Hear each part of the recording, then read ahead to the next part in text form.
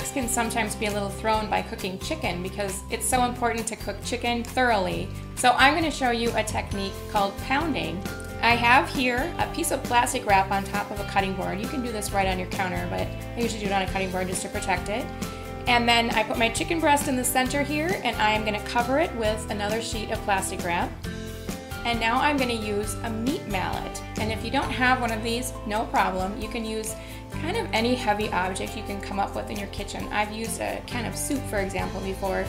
So I do have a meat tenderizer, and most of them have a smooth side like this, and then they have a texturized side.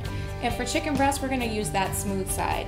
I'm just going to start pounding this until it feels a little bit more flattened out, and so here we go.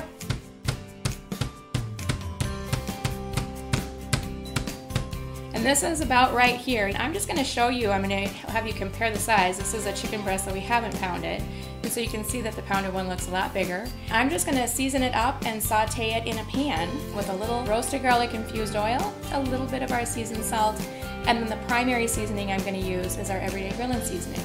And then the other big question before we apply heat is, how are we going to know when the chicken is done? And again, with the pounding, that's going to make it easier to tell.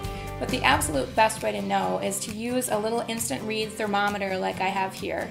Poke that in so that it goes about to the center of your cut of meat, and then within just a few seconds it tells you what that internal temperature is. So for chicken, you want it to be about 165 degrees. That's the safe temperature for cooking chicken. So those are some easy tips for cooking chicken breast.